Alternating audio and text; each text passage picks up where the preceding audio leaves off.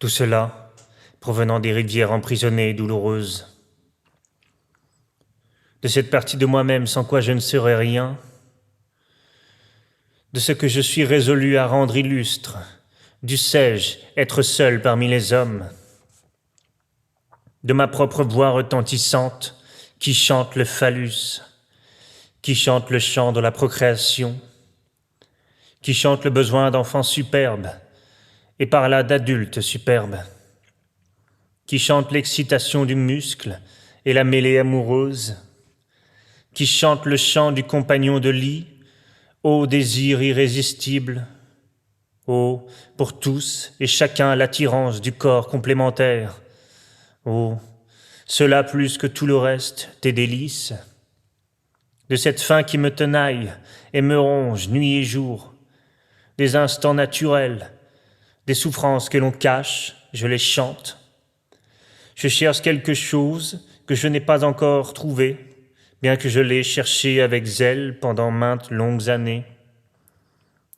Je chante le vrai chant de l'âme, irrégulier, au hasard. Je renais au contact de la nature la plus brute et parmi les animaux. De cela, de ces choses et de ce qui va avec elles, mes poèmes t'informent, de l'odeur des pommes et des citrons, de l'accouplement des oiseaux, de l'humidité des bois, du lapement des vagues, des assauts furieux des vagues sur le rivage, je les chante. Psalmodiant à mi-voix à l'ouverture, annonçant les thèmes, la proximité bienvenue, la vue du corps parfait, le nageur nageant nu dans la piscine ou étendu sur le dos et flottant, la forme féminine qui s'approche, moi, pensif, la chair d'amour douloureuse et tremblante. Je dresse la liste divine pour moi-même, ou pour toi, ou pour n'importe qui. Le visage, les membres, le répertoire de la tête aux pieds et l'effet qu'il produit. Le délire mystique, la frénésie amoureuse, l'abandon total. Écoute bien, et sans bouger ce que maintenant je te dis à l'oreille. Je t'aime. Oh, je suis complètement à toi. Oh, puissions-nous, toi et moi, nous échapper loin des autres et nous en aller tout à fait libres et sans loi. Deux faucons dans l'air, deux poissons nageant dans la mer, n'étant pas plus libres que nous. La tempête furieuse qui fait rage en moi, et moi tout tremblant de passion, le serment de ne jamais se séparer de deux êtres, de la femme qui m'aime et que j'aime plus que ma vie.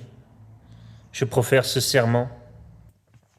Oh, je risque volontiers le tout pour toi. Oh, peu m'importe de me perdre s'il doit en être ainsi.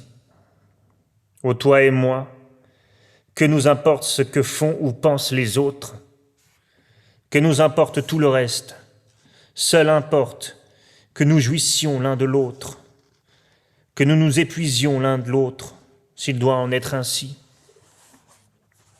Tout cela provenant du maître, du pilote à qui j'abandonne le navire.